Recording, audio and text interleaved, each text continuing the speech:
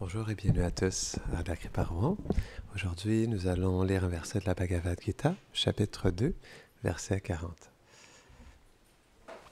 Om Namo Bhagavate Vasudevaya.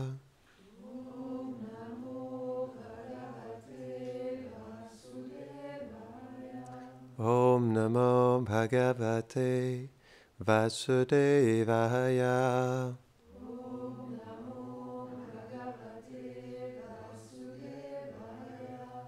Om Namo Bhagavate Vasudevaya.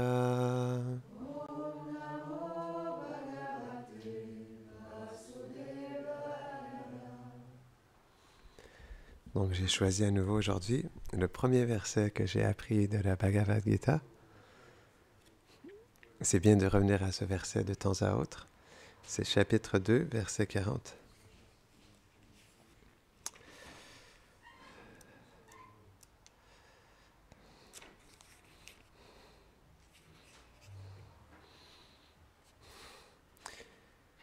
Nehabhikramanashosti pratyavayo navidyate svalpam apyasya dharmasya trayate mahato bhayat.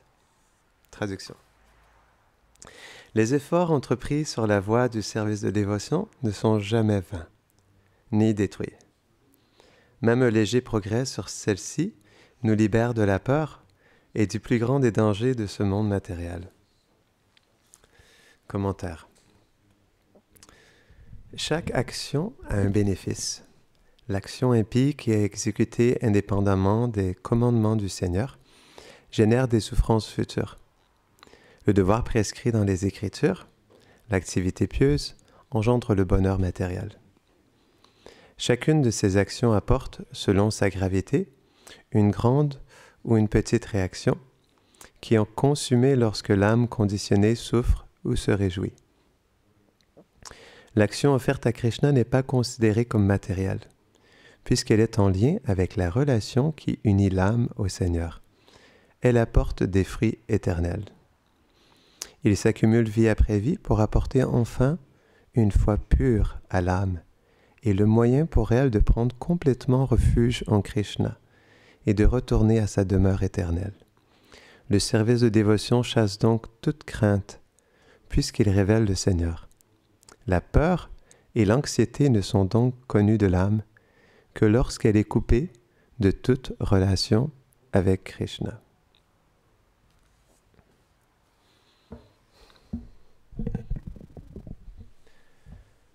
Om Ajnanatimidandasya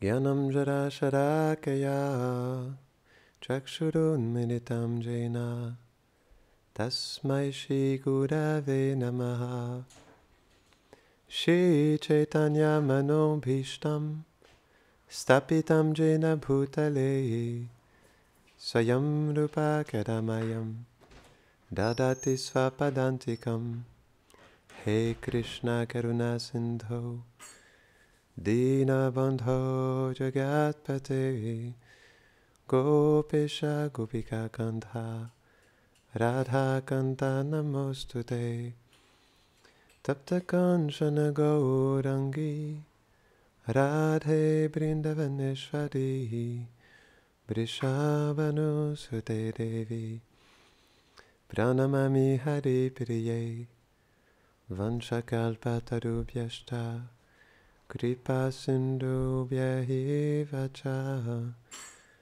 Patitanam Pavanebhyo Vaishnavebhyo Namo Namaha Jaya Shri Krishna Chaitanya Prabhu Nityananda Shri Advaita Gadadhara Shivasadi Gaura Bhakta Vrinda Hare Krishna Krishna Krishna Hare Hare Hare Rama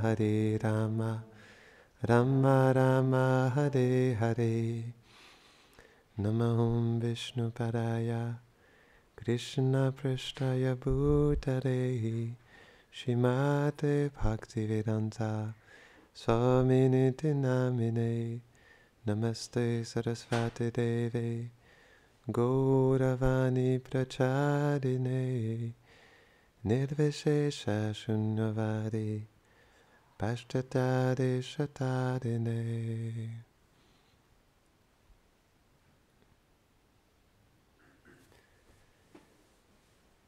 J'aimerais vous poser une question.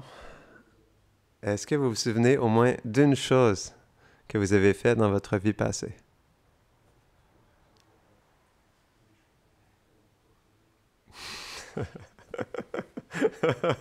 Une chose. Un instant de votre vie passée. Est-ce que vous vous souvenez? Pourtant, si on y pense un instant, comme ce qu'on a fait dans notre vie passée, c'est exactement la même chose que dans cette vie, non? C'est pas différent. Donc, si on y pense un instant, ce qu'on fait dans cette vie, tout l'effort qu'on met pour maintenir ce corps, notre famille, ses besoins, on a fait la même chose dans notre vie passée.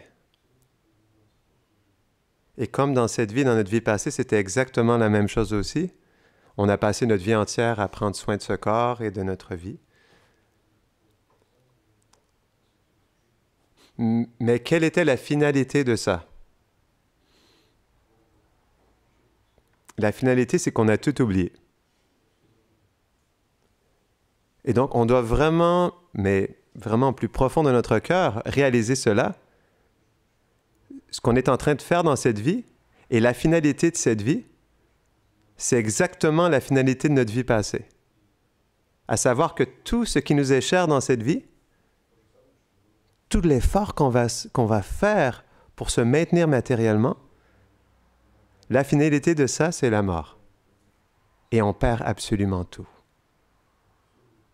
Et dans notre prochaine vie, on ne se rappellera plus du tout de cette vie, de ce que nous étions, de ce que nous avons fait, de ce que nous avons perdu ou gagné, de nos déceptions ou de nos réussites. Tout ça, ça sera complètement disparu, comme un songe. Donc, c'est ça qui se passe en réalité. Et donc, après avoir médité là-dessus, on pourrait se dire, mais pourquoi je fais exactement la même chose que ma vie passée si la finalité, c'est que je vais tout perdre et je vais tout oublier? Je ne reverrai plus jamais les personnes avec qui j'étais dans cette vie. Je perdrai tout. Je laisserai tout derrière moi. Donc, est-ce que c'est vraiment ça le but de la vie? Si le but, c'est quelque chose qu'on souhaite atteindre, mais qui au final, on perd tout, est-ce que ça, c'est vraiment le but ultime de la vie? Est-ce que c'est la perfection de l'existence? Pas du tout. Parce que l'activité matérielle, comme l'explique ce verset, l'activité matérielle, c'est il y a un début et une fin. Et tout ce qu'on accomplit se termine. C'est intéressant. Par exemple, au niveau matériel, quand on veut accomplir un projet, si on veut aboutir et si on veut recevoir les résultats à 100% du projet, on doit le faire à 100%. Donc, on doit mettre toute notre énergie dans ce projet. Finalement, on atteint notre but pour ensuite tout perdre. Tandis que l'activité spirituelle, c'est pourquoi ce verset il est tellement important pour nous, même un petit svalpam, un peu. Svalpam apyasya dharmasya. Dharmasya, ça veut dire notre occupation, mais l'occupation de l'âme. Donc même un petit effort dans l'occupation de l'âme, à ce niveau-là, il n'y a ni perte ni diminution et ça nous protège du plus grand danger. Trayate mahato bhayat. Bhayat. Danger. Donc ça nous protège du plus... Trayate, ça nous libère du plus grand danger. Donc, il y a une grosse différence entre l'activité de l'âme et l'activité avec ce corps. Parce que tout ce qu'on fait avec ce corps, un jour se termine. Mais tout ce qu'on fait avec l'âme nous aide à cheminer vers notre éternité. C'est ça la différence. L'activité matérielle nous amène à la chute, à la perte totale. Mais l'activité spirituelle nous amène à notre éternité. Il y a une grosse différence. Il y a vraiment une grosse différence. Donc c'est pourquoi on doit comprendre vraiment intensément c'est quoi notre but dans la vie. Si tout ce que j'accomplis dans cette vie, je vais le perdre au moment de la mort et je vais tout laisser derrière moi, est-ce que je devrais investir ma vie entière dans ça?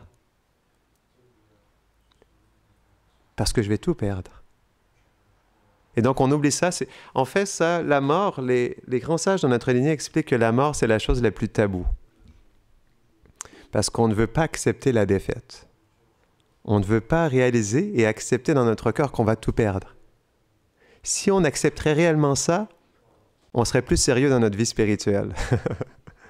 Ça, c'est sûr. On serait beaucoup plus sérieux. En réalité, la seule et unique raison pourquoi on n'est pas sérieux dans notre vie spirituelle, c'est qu'on n'accepte pas la mort. Tout de suite. Parce qu'il faut mourir avant de mourir. Il faut mourir de notre faux ego pour se connecter avec notre vérité et faire de cette vérité notre but. Donc c'est pourquoi on doit... C'est une question, on pourrait dire c'est la question la plus importante, quel est le but de mon existence? Parce que c'est ce qui va tout déterminer dans notre vie. Qu'est-ce qui fait qu'une personne, elle va passer sa vie entière à fonder une famille, à se créer une carrière, à bâtir sa vie? C'est parce que son but, c'est de se réaliser matériellement. Et parce que ça, c'est son but, elle va mettre toute son énergie, toutes ses pensées, tous ses désirs, tous ses sentiments vers ce seul but de s'accomplir matériellement. Donc c'est pourquoi le but, c'est la chose la plus importante. Parce que si on n'a pas le bon but dans la vie, on sera égaré. Oui, tu as une question? De notre vie, comment on fait pour se rappeler de notre vie passée? On ne peut pas vraiment s'en rappeler. Malheureusement. Et heureusement aussi parce qu'on a déjà assez d'une vie et je dois t'avouer, c'est déjà beaucoup. Donc, mieux vaut gérer cette vie pour avoir l'espace mental pour méditer sur Dieu. Donc, si on se rappelait de toutes nos vies passées, là, ça serait le chaos total. Donc, c'est pourquoi Krishna, il nous fait une faveur. Il nous faut oublier nos vies passées pour qu'on puisse se concentrer juste sur celle-ci. Parce qu'on a déjà assez de problèmes dans cette vie. Donc, est-ce que tu es d'accord avec ça? Donc, c'est pourquoi on peut voir, le but, c'est vraiment fondamental dans notre vie. Si on n'a pas le bon but dans notre cœur, on va être complètement égaré. Et on va passer une vie entière. Je me rappelle. Donc, c'était... un de mes proches dans ma famille, donc il était sur le point de prendre sa retraite. Donc il était à 2 ans de prendre sa retraite. Et donc là, je lui ai dit, tu sais, il te reste 2 ans avant ta retraite et tu n'as toujours pas mis de temps dans ta vie spirituelle. Est-ce que tu ne devrais pas penser un peu à toi au niveau spirituel? Ça serait important, non? Et là, il m'a répondu, il m'a dit, oui, tu as raison, c'est vrai. Ouais, j'ai jamais pris le temps. Merci. Donc, 4 ans plus tard, 2 ans après sa retraite, je lui pose la même question. Est-ce que ça fait 2 ans que tu as pris ta retraite? Est-ce que maintenant, tu vas penser à ta vie spirituelle? Il a dit, oui, tu as raison. je devrais le faire. Mais toujours rien. Là, c'est passé quoi? Il s'est passé 8 ans encore. Et toujours rien. Cette personne est en croisière en ce moment. Dans les Caraïbes. Donc, le point, c'est que comme on ne comprend pas le but de la vie humaine, on s'égare complètement et on fait n'importe quoi. Donc ça, c'est la première chose. Si on veut avoir une détermination dans la vie spirituelle, on doit comprendre, réaliser et placer le but de l'existence dans notre cœur. Parce que sans ça, on va faire n'importe quoi de notre vie. Et c'est pourquoi dans la société, c'est normal, les gens ont un manque d'éducation spirituelle et ils font n'importe quoi parce qu'ils ne savent pas c'est quoi le but de la vie humaine. On ne leur éduque pas dans l'école. On ne montre pas ça dans les films. Dans les journaux, ça ne parle jamais de l'âme. Au contraire. Ça parle que de ce monde de rêve, que l'illusion. Donc en réalité, c'est pas on est un peu condamné par l'ignorance dans ce monde d'ignorance dans lequel nous vivons en ce moment. Donc aussi, on a parlé de ça dernièrement, si on veut placer ce but dans notre cœur, on doit vraiment voir la valeur de ce que c'est. On doit méditer sur la valeur de notre éternité. Et ça commence par le fait de méditer sur c'est quoi l'opposé de la valeur? Sur... Le quoi? Le néant de notre vie actuelle. Parce qu'en réalité, ça nous amène à quoi? C'est vrai, on doit se le dire. C'est pas des blagues, hein? C'est pas... ça nous amène à mourir, quoi. On va tous mourir, c'est vrai. C'est juste une question de temps. On a une date d'expiration, on ne sait pas quand. On ne sait pas quand du tout. Il y en a pour certains que c'est 5 ans, 20 ans, 40 ans, 60 ans, 80 ans. On ne sait pas. Hein? Et donc, c'est pourquoi souvent les gens se disent ça, parce que pour eux, ils mettent beaucoup plus de valeur dans leur désir matériel. Ils disent, c'est pas grave, j'ai seulement 20 ans, il me reste encore 60 ans, je peux encore, il me reste 45 ans, je peux jouir de la vie et je méditerai quand je serai à ma retraite. Souvent, j'entends des gens dire ça, c'est vrai. Les gens disent ça.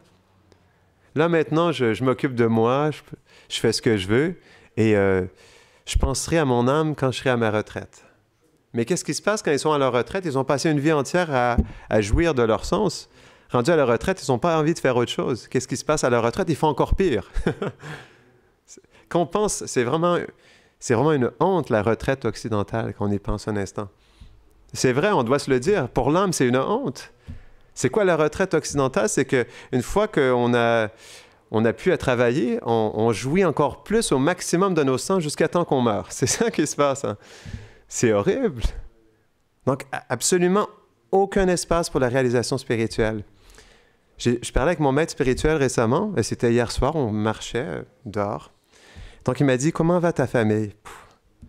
Et donc, j'ai dû lui dire qu'en réalité, ma famille ne fait rien pour leur vie spirituelle. Et ça m'attriste.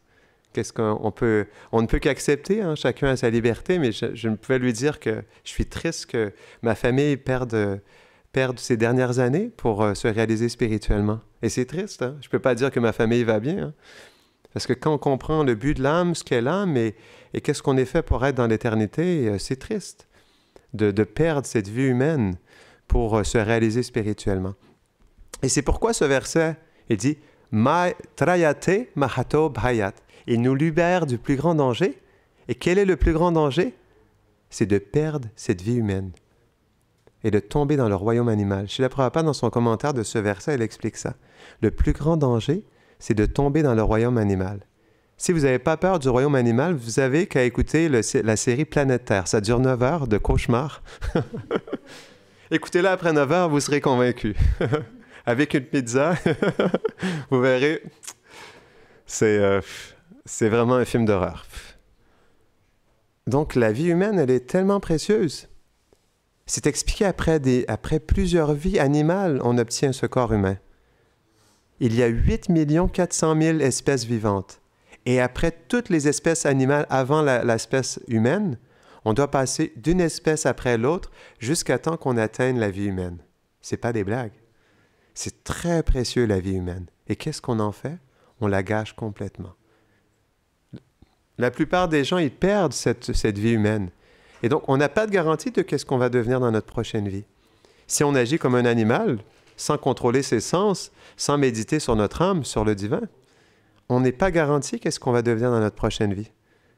C'est vrai. Et souvent, les gens se disent ça, c'est pas grave, je vais faire ce que je veux dans ma vie, mais ils sont dans l'ignorance que leur choix dans cette vie va leur pousser à avoir une destination qui peut être très défavorable à leur progrès spirituel. Encore pire que dans cette vie. Parce que dans la vie, il y a toujours pire que nous ou il y a toujours mieux que nous. C'est vrai. Donc, on ne sait pas qu'est-ce qui va nous arriver. Et même si on est sur le chemin spirituel aussi, on ne sait pas qu'est-ce qu'on va devenir. On ne devrait pas prendre cette chance. On devrait prendre l'opportunité de cette vie humaine, parce que le but de la vie humaine, tous les textes de yoga l'expliquent, le but de la vie humaine, c'est de se réaliser spirituellement. Il n'y a pas autre chose que ça, elle n'est pas faite pour autre chose. La vie humaine, elle est faite exclusivement pour la réalisation spirituelle. C'est le seul corps dans ce monde entier qui est fait pour la réalisation spirituelle. Et pourtant, qu'est-ce qu'on en fait? On en fait une poubelle de ce corps. De notre conscience, on en fait aussi une poubelle. Donc en réalité, on gâche complètement cette vie humaine. Et malheureusement, on se coupe d'aller vers notre éternité. On doit comprendre qu'est-ce que c'est aller vers notre éternité. C'est quelque chose de très spécial. Parce que on expliquait en début de classe qu'en réalité, cette vie, la seule finalité, c'est la mort et on perd tout. Et on a déjà fait ça depuis des millions d'existences. C'est juste qu'on l'a oublié, dû à Vidya, l'ignorance qui nous recouvre. On a oublié tout ça. Et donc, à cause de cette ignorance, on continue à faire la même chose. Mais en réalité, l'âme, elle souffre de ça parce qu'il faut comprendre quelle est la nature de l'âme. L'âme, elle est Satchitananda. C'est une honte pour l'âme de vivre ici. Toutes les religions s'entendent sur ce même but, qu'on est dans ce monde, mais on n'est pas de ce monde. Donc, c'est pourquoi le but universel de l'être vivant, c'est de retourner dans le monde transcendantal. Parce que l'âme, elle est transcendantale, elle est spirituelle. De retourner dans le monde du Seigneur, qu'on appelle Goloka Vrindavan. Ça, c'est le but de l'être vivant. Mais plus particulièrement Prema. Le but de tous les êtres vivants est de goûter l'amour de Dieu, de vivre dans l'amour de Dieu, en compagnie du Seigneur, bien sûr, parce que l'amour s'échange entre deux personnes. Donc ça, c'est le but ultime de tous les êtres vivants, d'avoir une relation personnelle face à face avec le Seigneur. Tout comme on se voit face à face, c'est réel, on se regarde, on se voit, on se parle, on peut échanger des choses. Eh bien, avec le Seigneur, on peut aussi faire la même chose. On peut échanger face à face. Le Seigneur peut nous parler, on peut lui parler, on peut l'entendre, il peut nous écouter, parce que le Seigneur écoute. Il faut comprendre que dans le premier chapitre de la Bhagavad Gita, Krishna ne dit rien. Il écoute Arjuna. Parce que la patience fait toute la différence. Donc Krishna, il écoute Arjuna dans tout le premier chapitre. Et Arjuna lui pose combien de questions? Combien de questions Arjuna pose-t-il à Krishna dans la Bhagavad Gita? 17 questions, il lui pose. Et donc Krishna prend le temps, et à partir du deuxième chapitre, là, il commence à l'instruire. Mais ensuite, il écoute aussi Arjuna. C'est un dialogue. La Bhagavad Gita n'est pas un monologue. C'est un dialogue. Parce que Krishna est une personne, il est personnel. Et parce qu'Arjuna est son ami. Arjuna, il a atteint la perfection en devenant un ami de Krishna. C'est comme ça qu'il a atteint la perfection. Donc, étant son ami, il y a un dialogue entre Krishna et Arjuna. Donc, ce but d'aller vers notre éternité, c'est pour avoir ce dialogue avec Krishna aussi, pour pouvoir relationner avec lui, parce que c'est une personne et nous aussi, on est une personne. Et aller vers son éternité, ça veut dire quoi? Aller vers l'aspect personnel de notre éternité. Pour nous, quelque chose qui n'a pas de début, n'a pas de fin, et qui est là pour l'éternité. Donc, quand on parle de l'éternité, on parle réellement d'éternité. C'est drôle parce que pour les gens, quand on parle du monde transcendantal, du royaume de Dieu, quand on parle de l'âme, pour les gens, c'est comme un conte de fées. J'étais près d'une université, je distribuais des Bhagavad Gita, c'est un fait vécu, hein, ça m'est arrivé. D'accord? Et donc là, je rencontre deux étudiants, je leur présente la Bhagavad Gita, et ils m'ont dit qu'ils étaient végétariens. Je dis, ah, c'est intéressant, moi aussi, je suis végétarien. On commence à discuter. Puis là, je leur dis que je suis moine. Ils disent, ah, c'est intéressant, pourquoi es-tu moine? Ils commencent à me poser des questions. Et de fil en aiguille, je leur parle. Et dans ce que je leur partageais sur mon vécu, je leur ai dit 3 mots. L'éveil de l'âme. Ouf, j'ai fait une erreur. J'ai fait l'erreur de leur dire l'éveil de l'âme. Quand j'ai dit ça, la fille, elle m'a dit, oh, attends un instant. Elle dit, arrête là, arrête tout de suite. C'est vrai, hein? Elle m'a dit ça. Elle dit, arrête tout de suite. Elle dit, tu peux pas dire ça. Elle a dit, tu peux pas dire l'éveil de l'âme. Elle dit, ça, c'est sectaire. Elle dit, ça, c'est vraiment trop sectaire. Tu peux pas dire ça aux gens, hein? C'est pas possible. Je fais, oh, attends, il faut que je fais, quoi? Quoi? Et donc, j'ai pas voulu argumenter avec elle, hein, parce qu'elle était prise dans son idée. Mais pour elle, l'éveil de l'âme, c'était quelque chose de sectaire, tandis que c'est la plus grande liberté de l'être, l'éveil de l'âme. On en est là aujourd'hui. Oh, c'est dur. Moi, quand j'entends ça, waouh, ah, c'est dur, là. Ça, c'est dur à entendre, je vous avoue. Ouh, ça fait mal, ça. On en est là aujourd'hui. L'éveil de l'âme, c'est quelque chose de sectaire. C'est quelque chose de dangereux. Vous imaginez? Notre vraie liberté, c'est quelque chose de dangereux. On en est là aujourd'hui. C'est pourquoi on a sérieux besoin de premièrement la lire pour nous-mêmes, mais aussi de la partager au plus de monde possible, hein, parce que je vous avoue, on en a grandement besoin dans la société dans laquelle nous vivons. Franchement. Donc c'est ça, on expliquait, on doit méditer sur la valeur de ce que c'est d'atteindre notre éternité. On doit vraiment méditer dessus, parce que c'est quelque chose de vraiment spécial. Parce que l'âme, elle est Satchitananda, elle est éternelle. On expliquait, on n'est pas fait pour ce monde. Donc ce monde est incompatible pour nous. Cette énergie matérielle, elle est incompatible pour nous. C'est pourquoi on souffre. On cherche quelque chose d'illimité. Mais on fait face à des choses limitées à chaque instant. On cherche à goûter un bonheur incommensurable, mais on fait toujours face à cette souffrance qui vient à la fin. Parce que dans la Gita, Krishna, il dit qu'on doit tolérer joie et peine. Parce que la joie est tout simplement un arrêt momentané de la détresse. Parce que c'est temporaire. Donc c'est pourquoi on doit vraiment méditer sur notre éternité, à quel point c'est quelque chose de beau. C'est la chose la plus noble qu'on puisse faire. Même si le monde entier pense que vous êtes fou. Même si tout le monde vous rejette. Ça, c'est la chose la plus noble qu'on peut faire dans notre vie. C'est la chose la plus belle, la plus précieuse qu'on peut réussir à accomplir dans notre vie. C'est dans ça qu'il y a la vraie valeur. Parce que tout ce qu'on fait pour Krishna est un crédit spirituel qui nous aide à cheminer vers notre éternité. Et donc, quand on parle d'aller vers l'éternité, c'est pas juste d'être éternel, mais c'est de vivre pour l'éternité une réalité qui est tellement douce, qui est tellement merveilleuse et qui est tellement précieuse. Parce que le monde de Krishna, c'est un monde qui est vraiment extraordinaire. Donc, les gens, lorsqu'on parle de ça, de l'âme, de l'éveil de l'âme, ouh, l'éveil de l'âme. Quand on parle de l'éveil de l'âme ou de Krishna ou de son monde transcendantal, les gens ont peur, s'enfuient en courant. Eh bien ça, pour eux, ça c'est un conte de fées, mais pour nous, ce monde est un conte de fées. Ce monde est Disney. Pour nous, Disney, c'est ce monde. C'est ça la différence. Pour nous, la réalité, elle est ailleurs, elle n'est pas ici. Et parfois, je parlais de ça avec mes proches, mais il y a une personne qui me disait ça dans ma famille, et ça me fait de la peine quand j'entends ça, mais elle me disait, mais toi, tu vis dans une bulle. Elle me dit, mais toi, tu te coupes de tout, tu perds ta vie. Donc, elle pense que je perds ma vie, que je m'isole et que je suis selfish, que je suis trop centré sur moi et que je me coupe de toute la réalité. Mais en réalité, c'est tout à fait le contraire. Et c'est triste, hein? Ça, c'est un conte de fées. Ce monde est un conte de fées, c'est juste un rêve. Mais ce que les grands sages ont réalisé et ce qu'ils nous ont partagé, ça, c'est notre réalité. Ça, c'est la vérité. Et c'est vers ça qu'on doit se tourner. C'est là qu'on doit regarder. C'est là qu'on doit diriger notre cœur. C'est là qu'on doit placer notre but dans la vie. Et là, on atteindra le succès, le réel succès. Mais si on veut avoir du succès dans notre vie spirituelle, on doit être prêt à faire des concessions. Ça veut dire on doit être prêt à laisser la place pour Krishna dans notre vie. Et quand on y pense un instant que le but ultime de l'existence est la réalisation spirituelle et on fait à peu près rien pour ça, franchement, on devrait avoir honte. On devrait avoir honte.